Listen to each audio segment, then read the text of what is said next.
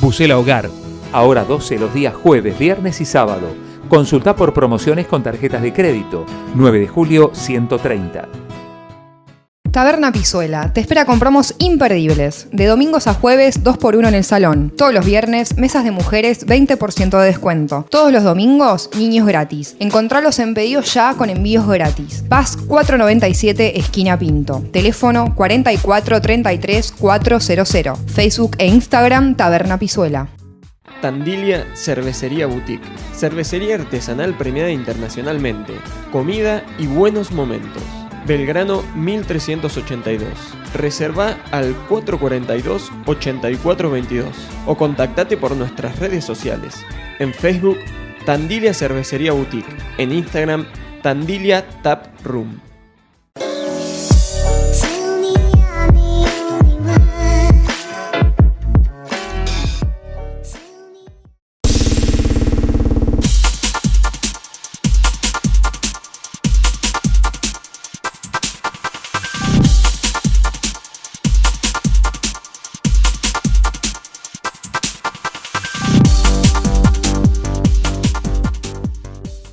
Bienvenidos a Cuarto Intermedio, el programa de debate y análisis del Eco Multimedio. Como todos los jueves, debatimos y charlamos sobre temáticas que hacen a la cuestión netamente electoral. Las elecciones se van a transcurrir el próximo 27 de octubre y ya en este último tramo de Cuarto Intermedio venimos haciendo debates sobre diferentes temáticas.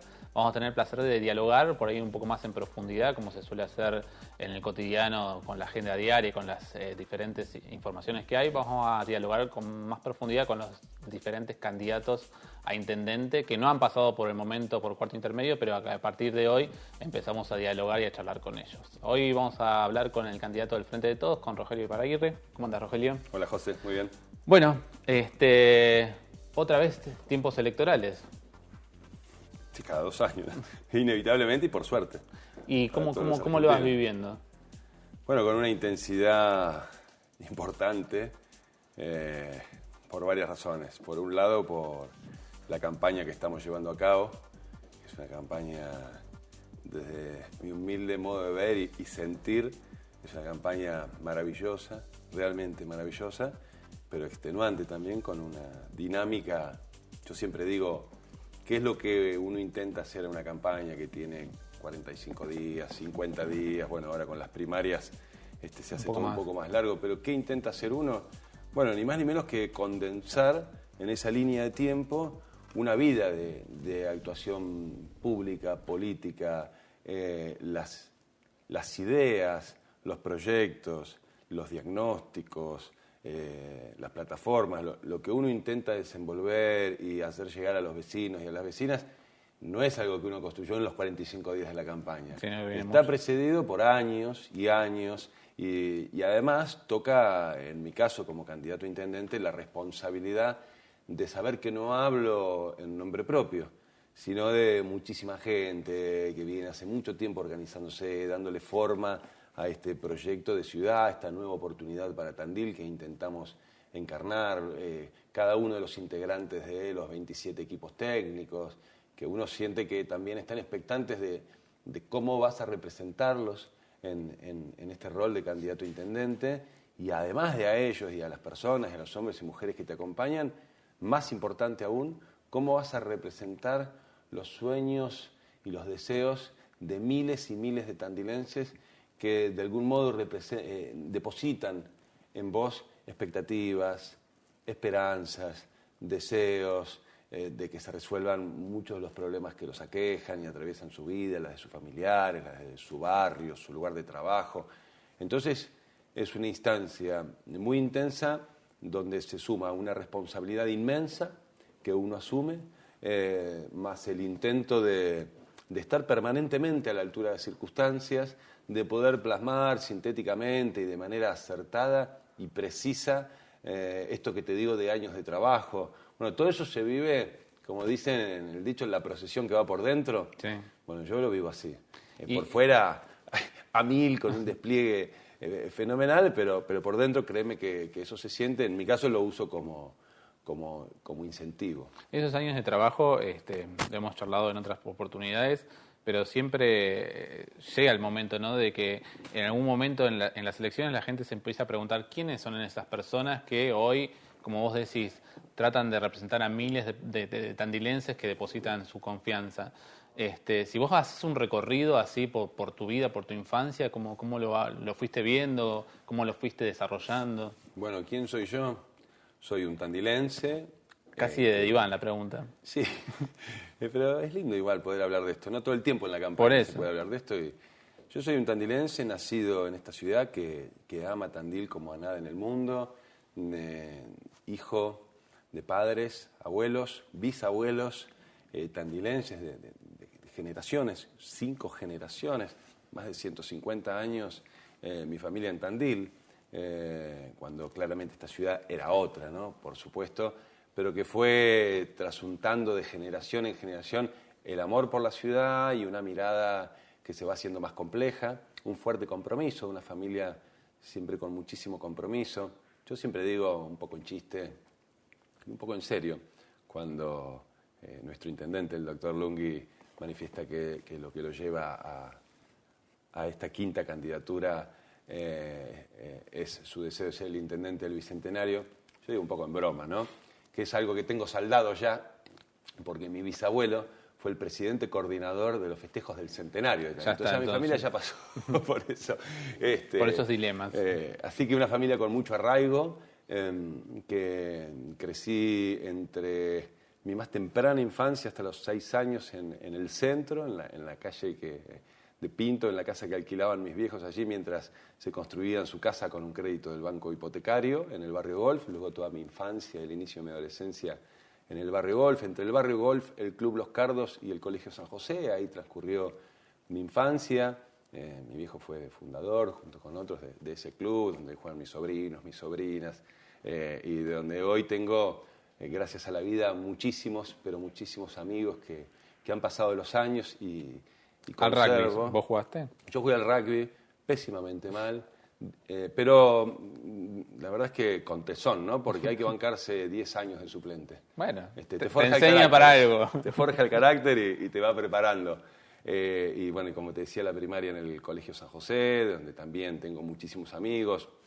Bueno, que le tocó vivir la adolescencia en la ciudad de Tandil cuando Argentina vivía, si quiere, lo peor de los años 90, la segunda etapa de los 90. Yo hago la escuela secundaria entre el año 92 y el año 96 en el ex Colegio Nacional de Tandil, hoy Media 7, porque precisamente allí fue que el expresidente Menem hizo la reforma federal de educación y provincializó casi 340 colegios nacionales. Claro. Y es uno de los hechos disruptivos, de hecho, ¿no? El año 94, cuando se provincializa, cuando se hace esta reforma estructural del sistema educativo, que fue un retroceso para todos los argentinos, del cual todavía no nos hemos terminado de recuperar. Uno de los momentos que yo ubico en mi vida como quiebres íntimos que me prenden la mecha, el deseo a volcarme a la participación, involucrarme, romper el ámbito, el cascarón de la vida privada, mi familia, mis amigos, mi club, y salir a involucrarme y a construir con otras personas, entendiendo que cada uno debe poner de sí lo que pueda en distintas instancias, no solo en la política partidaria, en una parroquia, en la dirigencia de un club, en una sociedad de fomento, en una ONG, donde fuera, pero que nos terminamos de completar como individuos cuando nos hacemos en el otro. Claro. Y esa es la época que yo ubico en mi vida como el chispazo inicial de mi participación política. Sobre todo acá en Tandil, que por ahí la participación política juvenil éramos compleja. Perros verdes. Claro, era raras. Año 94, imagínate, todavía no había bajado del todo la espuma de algo que nos hizo mucho daño a los argentinos, que era el no te metás, que venía de antes, pero además el neoliberalismo había llegado a un momento, bueno, creíamos en ese entonces que había llegado un momento cúlmine. Nunca nos imaginábamos un gobierno de Macri, ¿no? 25 años después. En ese entonces creíamos que era el momento cúlmine. Había, incluso en el plano de la teoría política, la teoría imperante, vigente, casi hegemónica, en ese momento era la que lo tenía Francis Fukuyama, un intelectual norteamericano de origen japonés, que pregonaba el fin de la historia, ¿no? La historia entendida, que a mí es la acepción que más me gusta, como la capacidad de los hombres, digo sin distinción de género, ¿no? De la especie humana, de los hombres y las mujeres, para transformar las cosas y quebrar lo que en determinados momentos de la historia parece lo dado, ¿no? Claro, lo que lo establecido. Esto es así, y la capacidad de quebrarlo, ¿no? De torcerlo, es producir historia. Se había impuesto definitivamente el bloque capitalista por sobre el bloque de países soviéticos, luego de su estrepitoso fracaso, de su modelo de gestión estatal, y el muro de Berlín cayó claramente hacia uno de los lados, y entonces Fukuyama decía que era el fin de la historia, y primaba el más absoluto individualismo. Y además, hijos de una generación de padres que venían ya quebrados por la dictadura, luego ilusionados nuevamente con la tibia primavera alfonsinista que duró muy poco. Entonces, la expectativa en relación a la participación política, al involucrarse para cambiar las cosas, era muy baja ya desde la generación de nuestros padres. Con lo cual, sí, efectivamente, empezar a participar en esa época era una cosa rara. Yo lo recuerdo como uno de los momentos más hermosos de mi vida. Y incluso también esto de rebelarse, por alguna manera decirlo, contra el sistema, vos también me habías contado que no hiciste el clásico viaje a Bariloche, que hiciste otras cosas que por ahí en esa época vos decías, estaban todas establecidas. Era medio, ahora me río un poco, ¿no? Pero no, con mi grupo no hicimos, me acuerdo, me río porque no hicimos ni egreso, ni fiesta de egreso, ni farándula, ni viaje de egresados a Bariloche. No querían nada. No, ¿qué pasa? A ver, nosotros armamos el centro de estudiantes en mi escuela, en el Colegio Nacional. Fue el primer centro de estudiantes del Colegio Nacional, no existía antes, porque además no existía la ley que obligaba a los establecimientos educativos a dar el espacio para los centros de estudiantes. Participé de la conducción de ese centro de estudiantes, pero no contentos con ello, armamos la UET, la Unión de Estudiantes Tandilenses. Me gustaría que este programa lo estén viendo algunos de los amigos que se me están cruzando por la cabeza, que siguen siendo muy amigos al día de hoy. Y lo que hicimos fue empezar a ayudar en distintos colegios a armar el centro de estudiantes.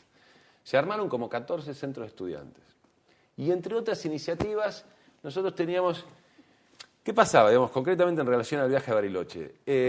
La Argentina estaba atravesando dificultades básicamente muy parecidas a las de ahora. Pérdida de trabajo de los padres de nuestros compañeros, de nuestras familias, pérdida del poder adquisitivo, desfinanciamiento del sistema educativo, de la salud pública, endeudamiento.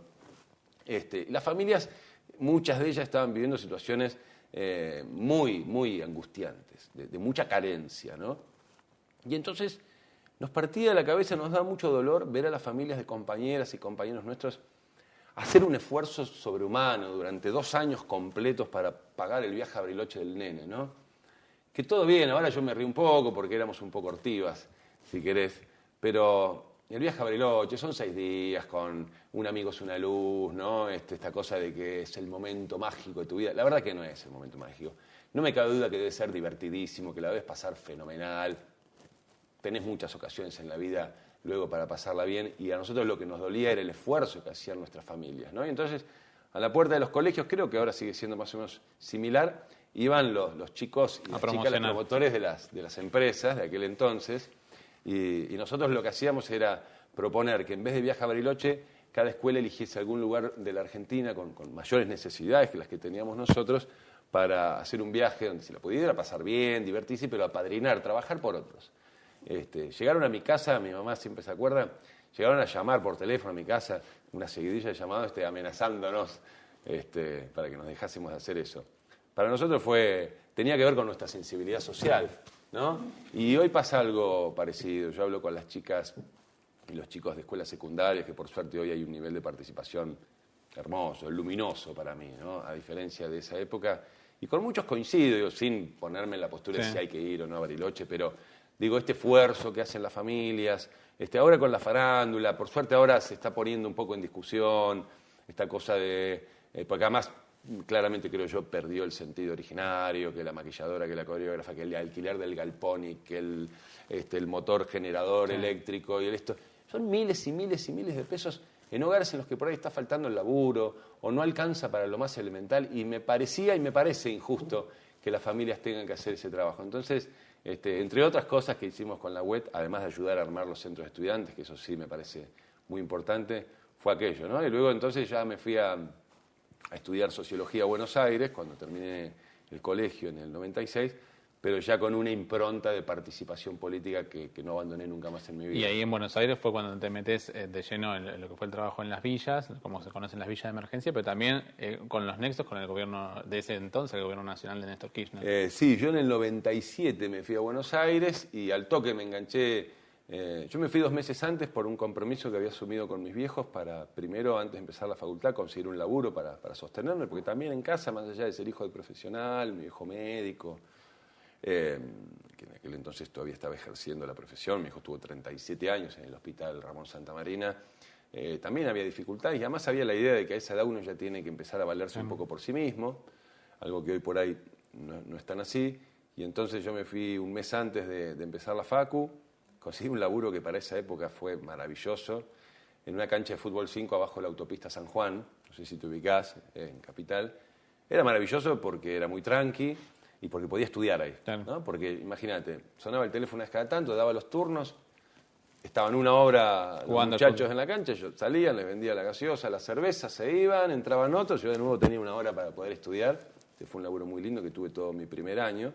Y me enganché ahí, ni bien arranqué la facultad, con un grupo llamado el GES, Grupo de Estudiantes Solidarios, en un laburo. No me interesaba, nunca me llamó la militancia universitaria. Como te digo, la Argentina estaba devastada. Era otra Argentina. Ya era el final del menemismo, faltaba todavía la experiencia trágica de la alianza, pero ya el hambre, las necesidades, el desempleo, era mucho en los barrios, obviamente, más carenciados de la Argentina, y muchos de ellos en la zona sur de la capital federal. Así me enganché en la Villa 15, popularmente conocida como Ciudad Oculta. Sí, fueron 3 años, en casa lo recuerdan bien, porque, bueno, fueron 3 años. A mí el dolor ajeno, en aquel entonces pude sentir, ¿no? Esto de la empatía y salir, que se dice ahora, de la zona de confort. Y esto es sentir el dolor ajeno en la propia piel, ¿no? Entonces empecé a ir todos los días, y en un momento iba a la mañana y de nuevo a la tarde, después me quedaba a dormir en la casa de algunos vecinos de la villa. Ya en un momento estaban en casa, ya tenían miedo de que me quede a vivir ahí. Me había metido tanto y aparte con tan poco hacíamos las cosas, ¿no? Los comedores, el apoyo escolar, la escuelita de fútbol, el roperito comunitario, armar la murga, las reuniones de vecinos. Me recuerdo muy bien que íbamos de ahí de Ciudad Oculta, Avenida Perón y Muriondo, íbamos caminando, Tapiales, Madero, salíamos de Capital, entrábamos a los barrios lindantes con Capital del Partido de la Matanza, íbamos caminando hasta el Mercado Central, 70 cuadras, a buscar menudos de pollo, que nos los regalaban. Y con eso hacíamos guiso de arroz. Todos los días había un vecino, Miguel, chaqueño, decía, otra vez toca el grupo Menudo, decía, porque había un grupo antes en los 80, creo, que se llamaba Menudo. Bueno, fue un laburo y una participación que me marcó para siempre. Después vino el 2001 claro. Y posterior a eso la llegada de Néstor Kirchner al gobierno, a quien yo no había votado, y no lo había votado con convicción de no claro. votarlo, ¿no? Porque me parecía parte del aparato de la partidocracia, le decíamos en aquel entonces. Peronistas y radicales habían repartido las responsabilidades por igual para destruir a la Argentina. Y para mí, todos los pertenecientes a las estructuras partidarias, yo soy peronista, pero no de la estructura partidaria, para nosotros eran responsables todos, así que no lo voté a Néstor, voté en blanco en la elección del 2003. Y luego las vueltas de la vida, cosas insólitas, quisieron que me llamasen casi urgente para colaborar. ¿Qué pasó? Néstor Kirchner nombra de primer secretario de Seguridad de su gobierno a José María Campagnoli. En mi casa conocido como el Pepe Campagnoli, marido de una de las hermanas Piñeiro de aquí de Tandil, una de ellas madrina de mi hermano, otra de una de mis hermanas, la familia que nos conocen a nosotros, a mis hermanas, a Aitor y a mí desde que nacimos, la mejor amiga de mi vieja, Martita, en aquel entonces. Y el Pepe Campagnoli venía de un grupo, era fiscal federal, del famoso grupo de los Centauros, que se habían enfrentado a la mafia del oro, con Lanusse, con Cuantín. Cuestión que asume como secretario de Seguridad y a los poquitos días tiene una reunión con Kirchner. Todo esto me lo cuenta en el primer llamado telefónico. En la Quinta de Olivos, con el presidente de la Nación, y dice que el presidente le habló media hora de política criminal, ¿no? Narcotráfico, crimen organizado, contrabando, trata de personas, relación con las fuerzas federales, gendarmería, prefectura, policía federal, etc. Y 1 hora y media del la relación de las fuerzas de seguridad como primer cara del Estado con el conflicto social. Recordá a Costecchi Santillán, cuando tiene que adelantar su retirada del gobierno de Duhalde, producto de ese hecho trágico.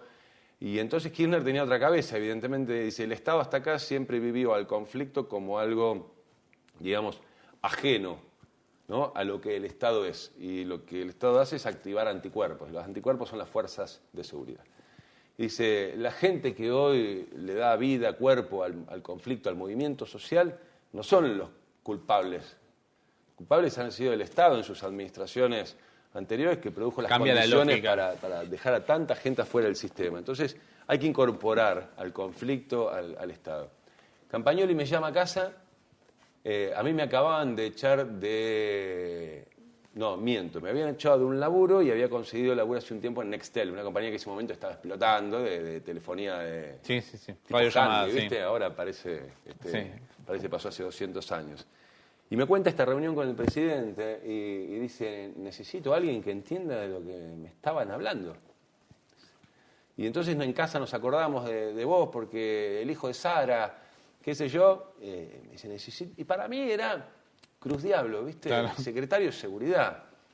Un gobierno. Y para mí el secretario de Seguridad había sido el responsable, el anterior, ¿no? Por supuesto, de Costecchi Santillán en el Puente Pueyrredón, Juanjo Álvarez, y al anterior, Enrique Matoff en el gobierno de la Rúa, de las 36 muertes en la plaza, ¿viste? Digo, ¿qué querés? Entonces le decía que no, y él me llamaba casi todos los días. Y un día fui ahí a Gelioves, al barrio de la Isla, en Recoleta, y me dice, vos venís, te anunciás abajo, yo paro lo que esté haciendo. Bueno, y un día me convenció, y fui a charlar con él y me gustó mucho la propuesta. Así que entré a trabajar el 25 de junio del 2003, 30 días después de que asumiera Néstor Kirchner, y ahí tuve 7 años que también fueron una marca importante en mi vida, 7 años en la Casa Rosada, en Presidencia de la Nación. Primero un año con Campagnoli. Cuando se va Gustavo Vélez, fíjate vos, por dar a conocer la identidad de Estiuso, de Jaime Estiuso, el espía, que ahora conocemos todos los argentinos, y era un delito penal, ¿no?, dar a conocer la identidad de un... Y el ministro de Justicia, ¿te imaginás? Se va y abajo renuncia, cuando renuncia un ministro, renuncia a los secretarios, a los subsecretarios. Cosa que debería suceder siempre. Que debería suceder siempre. Yo renuncié, por ejemplo, que era un pichi en ese momento, pero presenté una renuncia, fue Campagnoli, mi amigo, además yo soy amigo de Campagnoli. Estuve con él hace muy poquito acá en Tandil, en el egreso de mi sobrino, que estaba egresando su ahijado, el hijo de María Piñeiro. Y presenté la renuncia y me vine a Tandil, a la casa de mis viejos. Y a los 2 días de llegar acá, teléfono, Parrilli, que me conocía del laburo con Campagnoli, así que ahí sí fueron 7 años en Presidencia de la Nación, una experiencia increíble. Yo tenía 24 años, porque me permitió conocer la gestión estatal, desde una mirada, digamos, superestructural, de arriba, de todo, desde conocer al 90% de los intendentes de la Argentina, de los gobernadores, de cómo un proyecto se plasma en una conversación que tienen 2 personas y un día termina en una política pública, en fin. Vamos a hacer como pasaron, imagínate, del 2003 hasta la fecha 16 años, muchísimo tiempo.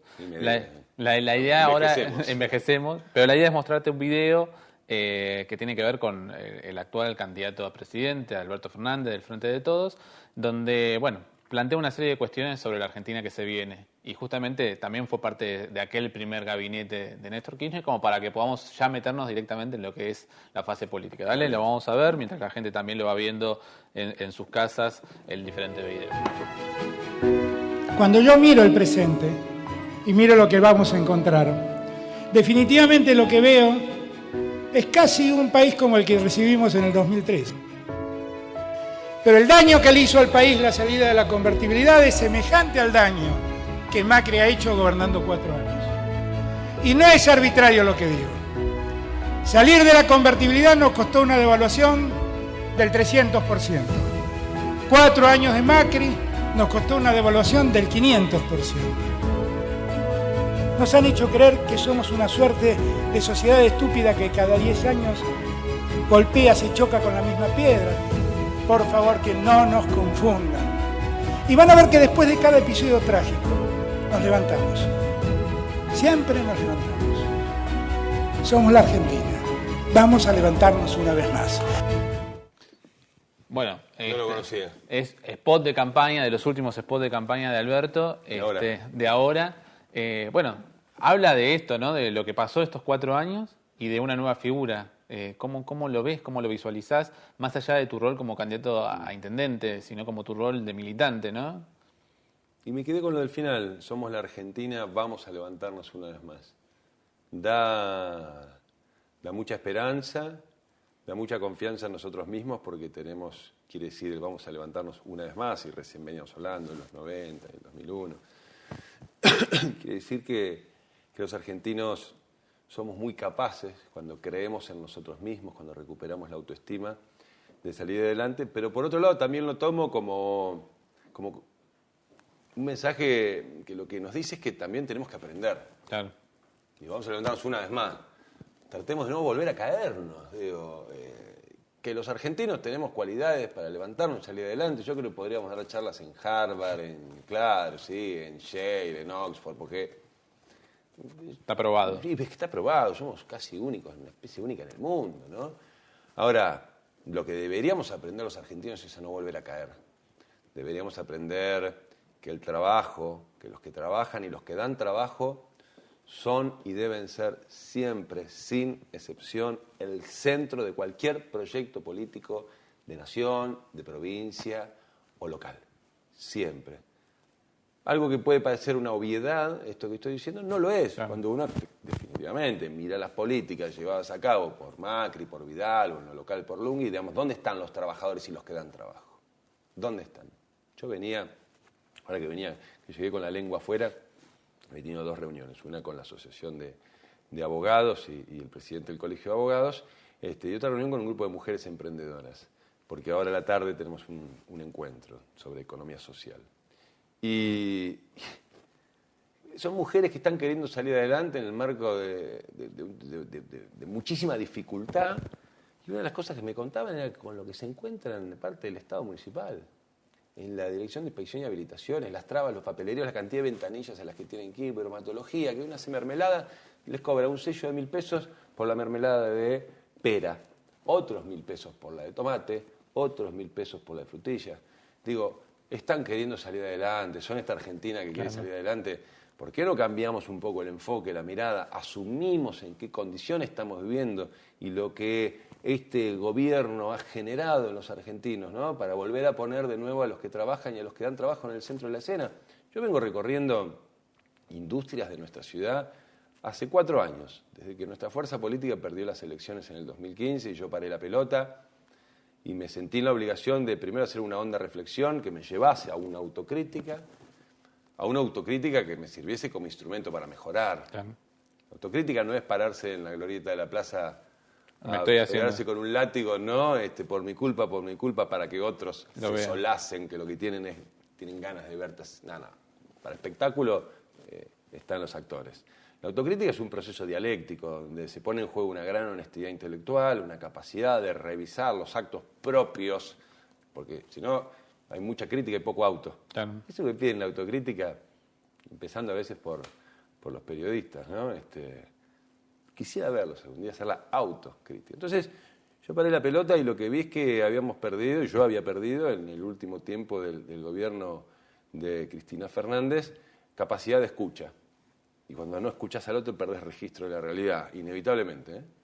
Y entonces salí estos 4 años a recuperar eso. Escuchar, aprender. Escuchar y aprender. Para mí fue como una Biblia. Y con lo que me he encontrado en el marco de una crisis que no ha hecho más que profundizarse, es con industriales, pymes, otros más importantes, comerciantes, pequeños emprendedores. Primero, que no le conocen la cara a los funcionarios locales, pero no le conocen la cara. Y segundo, que la cara que conocen del Estado es la cara de las complicaciones, de las tasas que los matan, de las trabas. Entonces digo, lo que parece una obviedad, que los trabajadores y los que dan trabajo tienen que estar en el centro de cualquier proyecto de país, evidentemente después de esta experiencia no lo ha sido tanto, ¿no? Entonces me hace pensar en eso el video de Alberto, que somos muy fuertes los argentinos, pero que también debiéramos aprender. Hablaba el otro día con el concejal Darío Méndez de Unión Ciudadana, que ha estado en todos estos procesos que vos has dicho de formación, y él hablaba, bueno, de no mediar ninguna sorpresa, Alberto Fernández y Axel Kicillof van a ser los próximos presidente y gobernador. ¿Cómo ves eso cómo los ves a ellos como figuras políticas son dos personas totalmente diferentes que seguramente van a guiar los destinos de la nación y la provincia si se repiten las elecciones. Tengo una gran expectativa por ver el comienzo de la gestión de ambos, de Alberto y de Axel. Una gran expectativa. Alberto es un hombre de una extraordinaria inteligencia, de una inmensa vocación de diálogo y construcción de consensos, pero con objetivos claros. Claro. Con objetivos claros. Y que creo que tiene una comprensión cabal de lo que nos está pasando a los argentinos y de por dónde va la cosa, ¿no? Que tiene que ver con esto que te decía del trabajo y los que dan trabajo. Y Axel, a quien también conozco, un obsesivo de la gestión, un estudioso de los números, de las variables, de los ajustes, de los desajustes, un hombre de una preparación teórico-académica, diría. De hecho, sus libros se estudian, hablábamos de Harvard, en Harvard sus libros de economía se estudian allí, y que se va a encontrar, tanto Alberto como Axel, con un país y una provincia con enormes dificultades. Valoro mucho de Alberto que lo diga, claro. Que esté diciéndonos, viene un tiempo difícil, pero vamos a saber salir adelante, ¿no? No nos dice, si gano yo en el segundo semestre, la inflación baja un dígito y termino con el impuesto a las ganancias y cierro la grieta y termino con la pobreza, que fue ni más ni menos que lo que nos dijeron hace 4 años atrás. ¿Te acuerdas del famoso segundo semestre? Estamos cerrando el octavo semestre. No solo no llegó a revertir nada de las cosas que ya veníamos haciendo mal o las dificultades que veníamos teniendo como gobierno. Literalmente las duplicó a todas e incluso generó infinidad de problemas nuevos que no existían. Entonces, Alberto y Axel se van a encontrar con enormes dificultades, pero creo que tienen mucha inteligencia, mucha comprensión de la etapa, de lo que pase, de que la oportunidad, que no va a haber muchas más oportunidades, y una enorme vocación de transformación, una enorme vocación y un enorme amor por la Argentina y por la provincia de Buenos Aires. Decís en la mayoría de tus propuestas y que se puede ver a través de las redes sociales, de los diferentes trabajos de piezas comunicacionales, que hay una nueva oportunidad también para Tandil. ¿Cómo lo estás viendo ahora encima después de estos resultados de las PASO? Es que va a caballo de lo que te decía recién de Alberto y Axel, de esta nueva oportunidad en definitiva para los argentinos. Sí. También es para los tandilenses. Creo que Tandil se merece a sí misma una nueva oportunidad, que Tandil está en ciernes de cerrar un ciclo político. ¿Malo? ¿Bueno? No, un ciclo político largo y complejo. Bien. Que ha tenido cosas buenas, cosas muy buenas, y otras regulares y cosas malas, y sobre todo cuando se lo mira a lo largo de esta línea de tiempo, me refiero a los 16 años de gobierno ininterrumpido del doctor Miguel Ángel Lunghi, donde claramente, y esto lo digo siempre, aprovecho la ocasión y lo vuelvo a repetir, no es un señalamiento como una singularidad de mi adversario en estas elecciones. A mí me pasaría lo mismo, creo que a vos también. Tiene que ver con una cultura política que los argentinos todavía no hemos sabido cambiar y madurar. Entender que el poder es y debe ser siempre apenas una circunstancia en la vida de quienes lo ejercen, que esto no debe perderse de vista nunca. El doctor Lunghi lo ha perdido de vista y cree que el poder no es una circunstancia, sino que es la fuente misma de la cual emana el poder.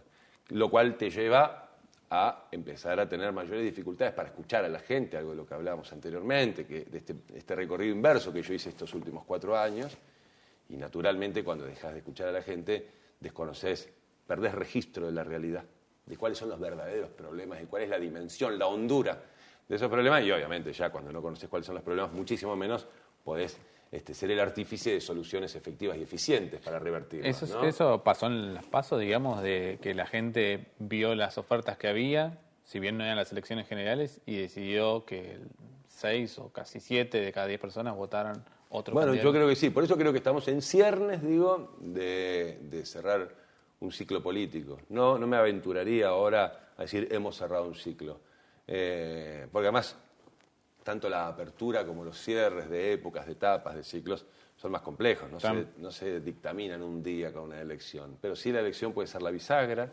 Creo que estamos yendo hacia esa bisagra los tandilenses el 27 de octubre. Y la nueva oportunidad para Tandil, que nosotros humildemente intentamos encabezar, tiene que ver con la necesidad de darnos los tandilenses en nuestra gestión pública un nuevo enfoque, dotado de nuevas perspectivas que tengan que ver con las demandas y necesidades, pero también con las oportunidades que el siglo XXI está brindando a las gestiones locales, que nos permiten encarar grandes transformaciones que cuando tenés la cabeza y los pies anclados en el siglo XX te pasan por delante y a veces ni siquiera te das cuenta. Creo que no es menor comprender, en base a las dificultades que vienen en la Argentina, como hablábamos, lo importante que va a ser establecer una sintonía fina entre el gobierno nacional, el gobierno provincial y el gobierno local en relación a cómo miramos los problemas. El otro día un colega tuyo me malinterpretó y dice, pero vos ¿qué estás diciendo? Que si gana Lunghi no va a haber plata. Mirá, se ha encargado el doctor Lunghi una y mil veces porque es un hombre honesto de decir que le ha tocado transitar gobiernos de distintos signos políticos y nunca Tandil dejó de recibir los recursos. Seguramente nunca los que se merece, ni con el gobierno de Néstor, ni con el de Cristina, ni con el de Macri. Nos merecemos más, no cabe duda. Obvio. Pero que nunca fue discriminado y estoy absolutamente seguro que no lo sería, sépanlo los tandilenses. Sería muy canalla de mi parte si pretendiese utilizar esa argucia para intentar torcer un voto, que si votan a Lunghi no va a venir. No, al contrario, digamos. Estoy seguro, además, por la calidad de personas que son y por el salto cualitativo que quieren darle como gobernantes a Alberto y Axel. No tiene que ver con los recursos, tiene que ver con la mirada. Claro. ¿Con qué mirada construimos? Yo tuve una reunión hace 3 semanas atrás con Alberto Fernández, había tenido una inmediatamente después de las PASO, donde habíamos hablado de la situación de Tandil en lo inmediato, la situación social, laboral, la situación política, naturalmente, y tuvimos hace 2 o 3 semanas atrás una nueva reunión mucho más extensa, más profunda, donde ya Alberto me preguntaba qué es lo que yo imaginaba en el Tandil que viene para los próximos 4 años, ¿no? Entonces, charlamos sobre 2 cuestiones que me parecen centrales, de las que se desprenden un montón de cosas, pero que tienen que ver con el mundo de la producción y el trabajo. Porque además coincidimos en que la clave va a estar en recuperar empleo, inversión, producción, consumo, poder adquisitivo del salario, volver a mover esa rueda virtuosa, pero con mucha vinculación con el mercado exterior, las exportaciones, pero con agregado de valor. Entonces decía, por un lado, concentrar todos los esfuerzos en la agregación de valor local al agro tandilense. Y pongo el ejemplo de los porcinos, los tandilenses podemos producir el doble. Hoy tenemos, entre los grandes productores y los más pequeños, un poquito más de 3.000 madres. Estamos preparados los tandilenses para tener más de 6.000, porque hoy la carne de cerdo que insume el tandilense, ya sea para fabricar chacinados que recorren el país o para consumir el mostrador, no llega al 50% a ser producido. Esos cerdos no llegan a ser el 50% tandilenses, sino que vienen del sur de Córdoba, de Santa Fe, de Entre Ríos. Y un grano de maíz, que es el insumo central de la producción porcina, el 70% del costo además y del alimento, convertido en proteína animal porcina, multiplica por 200 el valor. Y se puede hacer acá. Yo estoy obsesionado con un proyecto que un muy conocido industrial tandilense me acercó en su momento hace ya algunos años y a partir de ahí empecé a estudiarlo y a buscarle la vuelta, que es empezar a pelear para que Tandil sea un polo industrial oleaginoso. Tandil, que está en el centro, en una zona privilegiada de la pampa húmeda, donde el clima y el suelo son muy generosos con la producción granaria, tiene que poder producir aquí aceites de soja, harinas de soja, margarinas de soja para la industria alimenticia. Se puede hacer, estamos absolutamente seguros, sabemos que se puede hacer. Hay que encontrar las figuras para darle forma a la inversión, si son consorcios de inversión, si son fideicomisos productivos. De esto hablé con Alberto, y de lo otro que hablé con Alberto es de poner a Tandil en la vidriera de los proveedores de servicios e insumos de la industria de los hidrocarburos. Vos sabés que Vaca Muerta está pasando de lo que en este momento, de lo que se llama de la curva tendencial, digamos, ¿sí? Que es una curva que tiene una tendencia, donde las inversiones y lo que produce van creciendo, a la curva exponencial. Claro. Es un salto por 1000. El otro día me mandaba Marcelo Porreca, un industrial al que respeto muchísimo de Tandil, me mandaba con dolor, un poco con bronca. Esto es lo que sentía yo, pobre, no quiero poner en boca de él, que me disculpe. Pero me mandaba, estuvo en la expo de hidrocarburos más importante que se hace anualmente en la Argentina, allí en Neuquén. El stand, me mandaba fotos en el teléfono del stand de Olavarría, del stand de Mar del Plata, ¿no? De las empresas de Mar del Plata, de metalúrgica, metalmecánica, distintos rubros, ahí mostrándose en lo que es una de las vidrieras más importantes del mundo de la industria de hidrocarburos, que además van a requerir de una cantidad de insumos y servicios descomunal. Y a mí me daba tristeza y bronca, te digo, por 2 cosas. Primero, que no estaba Tandil. Y Tandil, con la industria metalmecánica que tiene la tradición, el inmenso capital de trabajo acumulado, que es la experiencia de generaciones y generaciones, más la inversión y el capital físico instalado, sumado a un contexto de crisis de la metalmecánica vinculada al mundo automotriz, autopartista, me da mucha pena que no esté ahí, pero además también me da pena y un poco de bronca porque estoy casi seguro que ni siquiera se le cruzó por la cabeza a algún funcionario local la necesidad de que Tandil esté ahí, ¿no? Y esto, de nuevo, tiene que ver con tener o no tener en tu radar de lo que es la gestión pública a los que trabajan y a los que dan trabajo. También tiene que ver mucho con las demandas. Hablabas de demandas recién y vos sabés que hay diferentes cuestiones que hacen a las demandas de Tandil y los tandilenses. Ahora la idea es que podamos ver otro video, esta vez hablando Andrea Almenta del Consenso Federal y Miguel Lunghi, de un tema muy clave que es el tema viviendas, que ustedes lo han abordado y mucho, como para que lo veas y que podamos debatir. Hemos tenido acá o escuchado compañeros de otros espacios políticos que hablan de un 30% de la ciudadanía de Tandil que está alquilando. Entonces esto me parece que es primordial, que las personas puedan tener un techo propio, porque culturalmente en Argentina esto es un valor, sí, claro, el poder llegar a la casa, ese hogar, la seguridad, cuando hablábamos de la seguridad de que yo voy a llegar a un lugar en el que es mío y que mañana lo voy a tener y pasado lo voy a tener. Y creo que el Estado en sus políticas públicas tiene que poder tener esto. Nosotros vemos de repente en noticias que se hacen asentamientos, que la gente toma tierras que no le pertenece. Eso claramente está dado porque no hay políticas de Estado que piensen en todos los niveles sociales al momento de desarrollar suelo urbano. Correcto. No podemos tener torres donde un piso vale $400.000 y no tener viviendas accesibles para las personas de menor poder adquisitivo, ¿no? Nosotros tenemos una ordenanza que es de convenio urbanístico, una ordenanza que presentó el Bloque Radical hace unos años, que todo aquel que se beneficia por una construcción tiene un cargo que lo va depositando en el municipio. Siempre le hemos dado oportunidad de hacerlo en cuotas, ¿no es cierto?, para que pudiera hacer la obra, y ahora se han juntado unos cuantos millones de pesos. Entonces hemos licitado a través del convenio urbanístico que viene a ser lo que es plusvalía, o sea, es lo que te favorece la obra que ellos hicieron. Y bueno, intentamos comprar 2 manzanas. Esas 2 manzanas después tienen que ir a ponerse en práctica la ley de hábitat, donde se separa 10 por 30 los terrenos, y ahí saldrían 80 terrenos, de los cuales, por supuesto, una vez hecho todo este tramiterío, se sortea a la gente y se lo va a vender a los precios bien más accesibles, y por supuesto en cuotas, para que la gente pueda hacerse del terreno y tratar de buscar la posibilidad de conseguir un crédito o hacerlo en tipo de autoconstrucción. El planteo más profundo, que es el de la vivienda, ¿no?, de los dos candidatos. Es, sin lugar a dudas, uno de los problemas que más se ha profundizado en Tandil a lo largo de los años. El 37%, 34%, de acuerdo a distintas estimaciones, es déficit habitacional en la ciudad de Tandil. Es una locura. Es una locura. Y esto responde a que se ha retirado de la cancha de la producción de suelo urbano, estos lotes con servicios, y del mercado de la vivienda, se ha retirado un actor fundamental, que es el Estado, ¿no?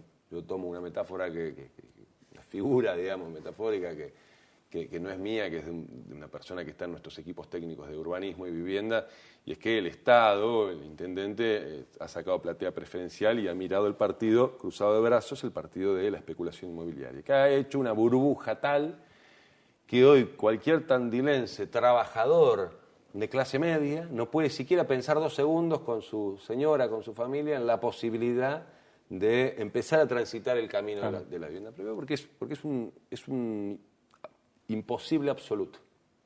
Porque si, imagínate, un empleado de comercio y una docente, o una abogada y un empleado municipal, no sé, ensamblar la familia en tu cabeza que quieras, de sectores medios de trabajo, cuando se ponen a averiguar y ven que un lote sin servicios, lejos del casco urbano, de 15 por 25, está entre los $35.000 y los $40.000, que hace la cuenta, por no sé cuánto está el dólar ahora, pero creo que hoy 60 pesos. Alrededor de 60 pesos, bueno, hace la cuenta, creo que son 2,5 millones de pesos, 2.400.000 por pesos. el lote. Por el lote, sin servicios, Entonces, se ha convertido en un imposible. Los tandilenses tenemos que dar vuelta a esa página. Pero definitivamente, y con decisión, con voluntad, con vocación política y con preparación. ¿Qué hicimos nosotros estos años? Hace años que venimos planteando que Tandil tiene que hacer uso de los instrumentos que ya existen. La ley de hábitat, que es un instrumento fenomenal que permite hacer las subdivisiones de suelo urbano en macizos, algo que ahora descubría el doctor Lunghi. Es un instrumento genial, pero además los tandilenses tenemos productos de nuestro plan de ordenamiento territorial, la figura de los consorcios urbanísticos, los convenios urbanísticos, el Fondo del Desarrollo Urbano, el Banco de Tierra. El Banco de Tierra tiene 0 tierra, el Fondo del Desarrollo Urbano tiene 0 pesos, los consorcios urbanísticos se usaron 0 veces y los convenios urbanísticos por tierra, no por dinero, se usaron 0 veces. Esto es literal, 0 veces. Bueno, y la ley de hábitat por parte del Estado, sí por particulares, asociaciones civiles, que ante la inacción del Estado, que se quedó viendo el partido en la tribuna, salieron por sus propios medios a encarar algo que no estaba resolviendo el Estado para resolverse ese déficit. Y entonces generaron además una mancha urbana, y yo los felicito por lo que hicieron, porque además lo hicieron solos, pero una mancha urbana que ni siquiera tiene el ordenamiento estratégico que solo el Estado puede darse. Entonces, digo, se trata de utilizar los instrumentos que existen, no hay que ser ningún genio y no sacar ningún conejo de la galera, hay que tener voluntad política y comprender la dimensión del problema. Bien. A partir de esto es que nosotros estos 4 años nos dedicamos a viajar, reunirnos con equipos, gabinetes, intendentes, San Nicolás, Pehuajó, el Partido de la Costa, Pergamino, hasta en La Plata estuvimos, ¿no? Prácticamente en toda la provincia de Buenos Aires, menos en Tandil, los intendentes, las distintas gestiones, porque imagínate que en 16 años que lleva la gestión de Lunghi, en la mayoría de los lugares, hoy en la casi totalidad. Mira, un dato curioso para que ustedes lo averigüen, no lo afirmo, lo pongo en duda. Creo que el único intendente que lleva 16 años hoy ininterrumpido de ejercicio del poder es Miguel Ángel Lunghi. Ahora, y si no es el único, le pegan el palo. Entonces, en los distintos lugares, independientemente de que se han sucedido las intendencias y los colores políticos, inclusive se ha hecho uso de esta herramienta. En Tandil no. Entonces, dar vuelta a la página es determinarnos a hacer lo que es para lo que nos hemos formado. Nosotros esta semana estamos haciendo la presentación de nuestra plataforma de acceso al suelo y la vivienda en Tandil. Tenemos un plan y un planteo a partir de estudios con los indicadores de nuestro plan de ordenamiento territorial, de los macizos de tierra que existen, con una orientación estratégica. Nosotros podríamos llegar a generar 2.000 lotes con servicios en Tandil para que la gente se pague. Nosotros no queremos regalarle nada a nadie. Para que la gente se pague en cuotas, plazos, valores e intereses lógicos para la realidad de un trabajador. ¿Sí? Y 400 viviendas en 4 años. ¿Cuántas viviendas hizo la gestión del doctor Lunghi en 16 años? 2 por año. 2 por año. 32. Que están en juicio, están partidas en 2, están mal hechas, hicieron con un sistema constructivo que en Tandil no camina por la dilatación térmica que hay en esta ciudad. Insólito. Entonces, también dar vuelta a la página es no pecar de ingenuo, lo digo con el mayor de los respetos, y no esperar que quien no hizo en 16 años nada por el suelo y la vivienda en Tandil, de pronto, a 10 días de las elecciones, 15 días de las elecciones, sale y dice que lo va a hacer. A nosotros nos pareció irrisorio esa declaración porque fue 48 horas después de que nosotros presentamos nuestra propuesta y explicitamos y explicamos en detalle nuestra propuesta de generación de suelo haciendo uso de la ley de hábitat. Con lo cual, estamos preparados y decididos. Las dos cosas son importantes hacerlo. Se nos va siempre el tiempo. Hay fotos que fuimos eligiendo con la producción. Una de ellas es esta. Estás con el equipo femenino de fútbol. Pero también tiene que ver con una de las cosas que vos has dicho, ¿no? Que estás planteando diferentes temáticas. En este caso es el deporte, ¿no? Han trabajado mucho en el deporte. Primero, por esta pregunta que te hago. ¿Hay una carencia real en las políticas públicas en Tandil en cuestión de deporte y de política a seguir en esa materia? En relación al deporte, sí. En el plano de las políticas públicas, no, como digo siempre, no es ni buena, ni regular, ni mala. No hay política pública de deporte. Porque uno diría deporte Tandil y sí, la gente corre, la gente va... No, pero está bien, yo te entiendo. No termina de dar ese salto cualitativo a hacer una política. Una política pública, ¿qué es una política pública? ¿No? Una política pública es cuando desde el Estado, desde las agencias del Estado, se detecta una necesidad que debe ser abordada de manera regular, sostenida en el tiempo y con financiamiento. Y con capacidad de revisión, con una estrategia. Eso es una política pública. Decir hoy hago esto y mañana aquello, eso no es política pública. La política pública es trazarse un horizonte y poner todo lo que se tiene a la mano para alcanzarlo, ¿no? El deporte es una de las mejores herramientas que existen en el mundo para generar inclusión social, integración social, preparar a los individuos de una comunidad para alcanzar metas mejores, más altas en su vida, no solo en su rendimiento deportivo, que casi te diría que es lo de menos.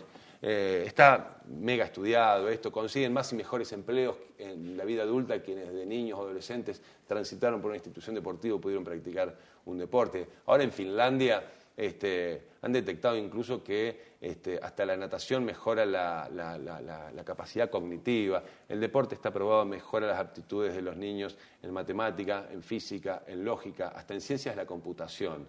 El deporte te brinda una red social que se llama capital social, que es invisible, que se proyecta y se prolonga por toda tu vida. El deporte te hace sentir iguales, el deporte te hace sentir recuperar autoestima, te hace trabajar con el ego y la frustración también. El deporte te inculca valores como el esfuerzo, el sacrificio, la responsabilidad, la solidaridad, el trabajo en equipo. Pocas cosas hay como el deporte. En Tandil, como política pública, como te decía, no se ha hecho nada. Nosotros no tenemos un polideportivo, los tandilenses. A comparación de Juárez, La Perida, Lobería, Necochea, Olavarría, Madariaga, el Partido de la Costa, Mar del Plata, Miramar, Las Flores, etcétera, etcétera, etcétera. No tenemos un complejo de piletas públicas climatizadas cubiertas.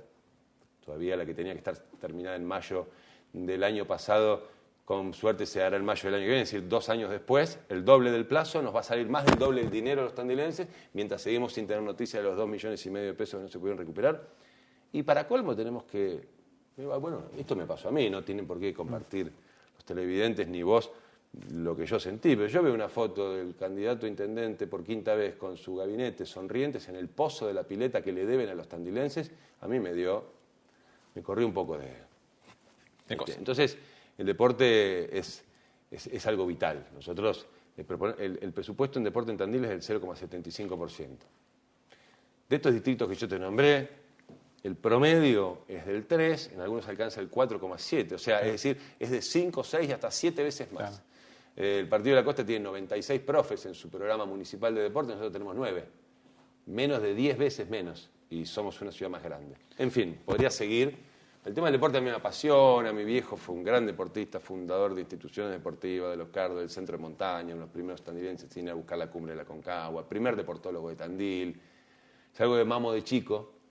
Tengo una comprensión de lo que significa y es uno de los temas que más pasión me genera y no te voy a mentir, me salgo de la vaina, es uno de esos temas que más me mueve el profundo deseo de poder llegar el 10 de diciembre a ser el intendente de todos y todas las tandilenses para llevar a cabo una política pública de deporte que cambie la realidad de Tandil, que es una sociedad que lamentablemente está perdiendo uno de sus valores históricos más característicos, que es el de la integración social. Y hoy vemos una ciudad cada día más desintegrada. Tengo una última foto. En 2 minutos me tenés que tratar de reducir. En realidad es una de las tantas que has hecho relacionadas con el tópico producción, ¿no? Vos lo apuntabas muy bien. Tandil lo que necesita, como lo que necesita la provincia y la Argentina, es trabajo y mayor producción. Sí, bueno, hablamos un montón. Si querés que sea breve, te digo, ya hablamos mucho de esto en esta entrevista tan linda que estás haciendo, de la necesidad de volver a poner en el eje algo que parece de sentido común, pero cuando uno ve las políticas que practican los gobiernos de Macri, Vidal y Lungin, no es de sentido común, y es poner en el centro mismo de cualquier política pública a los que trabajan y a los que dan trabajo. Los que dan trabajo, imagínate, los que dan trabajo en este contexto, vos sos intendente, pero los tenés que tener entre algodones, tenés que estar ahí todo el día. ¿Qué necesitas? ¿En qué te puedo ayudar? ¿Con qué te puedo dar una mano? Porque son los que están haciendo que la ciudad no caiga en un pozo definitivamente. Porque cuando mañana cierra una industria y vuelven 12 trabajadores a su casa a transmitir una de las noticias más espantosas que te puede tocar transmitir en la vida a tus hijos, que no tenés más trabajo. Antes de ese momento espantoso, hubo toda una historia que lo precedió, de crisis, de dificultades, que si hubiesen sido abordadas a tiempo, muchas veces, claro, no siempre, muchas veces se hubiese podido torcer ese rumbo doloroso. Para eso tiene que haber un Estado municipal conectado. Nosotros lo decimos siempre y lo digo en serio. Vamos a desarticular la Secretaría de Desarrollo Económico Local, no va a existir más con mi gobierno. Va a haber una Secretaría de Producción, Trabajo e Industria. Y no es un cambio de nombre solamente. Primero porque el desarrollo económico no es local hace 1000 años. Es global, es regional, es cualquier cosa local, como se dice ahora, que se mezcla de lo global y local, cualquier cosa menos local. Segundo porque ahí se depositan ya yo digo capas geológicas, 6 fracasos consecutivos, que a lo largo de 16 años, que como digo es un montonazo de tiempo, 6 fracasos consecutivos que tuvo la gestión de Lungi en esa Secretaría de Desarrollo Local, que no le conoce la cara a la gente de la industria, a la gente que da trabajo.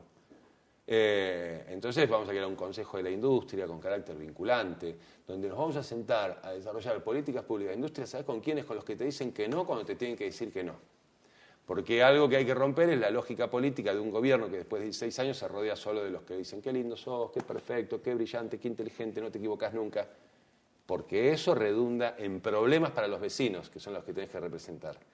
Es un consejo de la industria donde estén los hombres y mujeres que saben marcar el camino de cuál es el acierto. Y como me dice el ex intendente de Cañuelas, que tiene 2 parques industriales brutales y que ahora va a volver a ser intendente porque obtuvo un resultado muy bueno en las PASO de agosto, la política de la combi, me dice.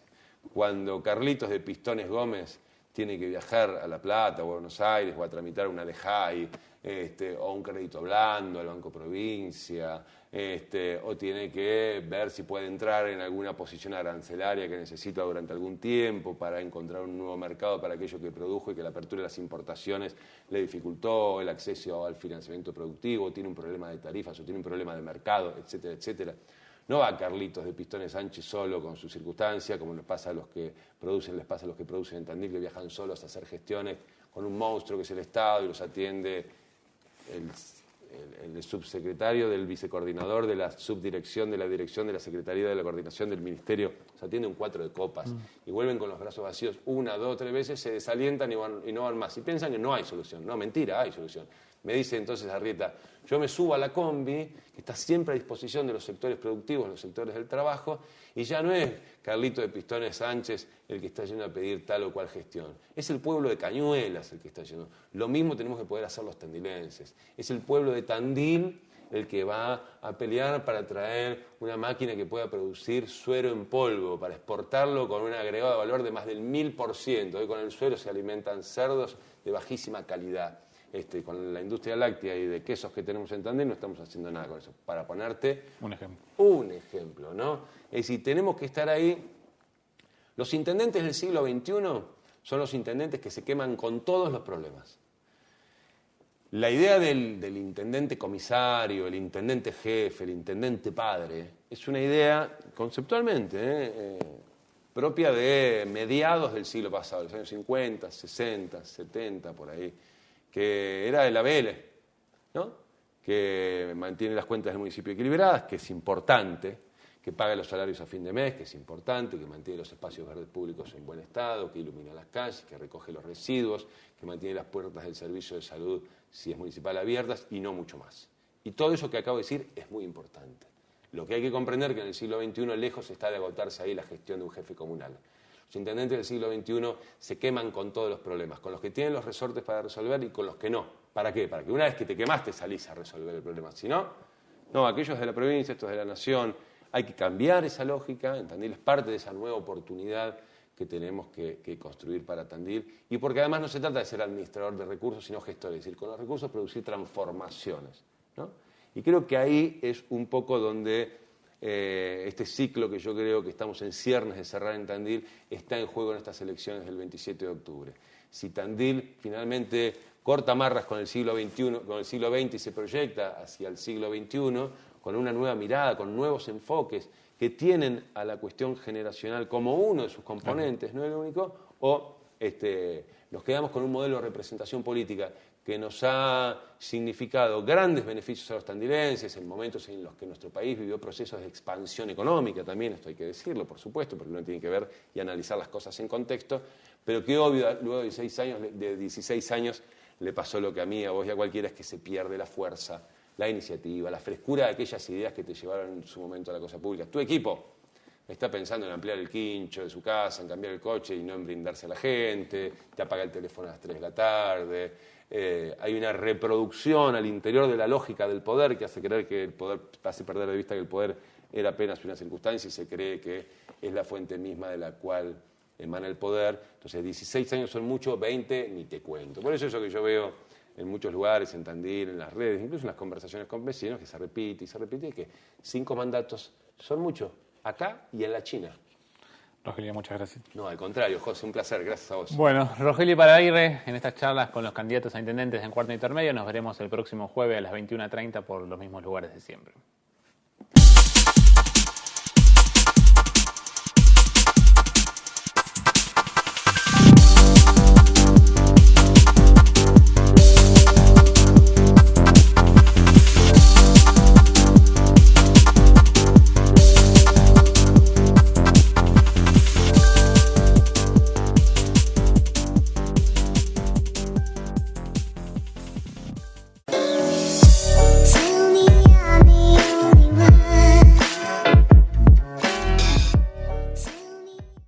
Tandilia Cervecería Boutique, cervecería artesanal premiada internacionalmente, comida y buenos momentos.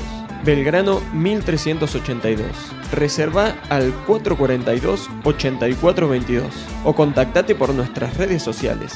En Facebook, Tandilia Cervecería Boutique. En Instagram, Tandilia Tap Room. Bucela Hogar, ahora 12 los días jueves, viernes y sábado. Consulta por promociones con tarjetas de crédito. 9 de julio 130.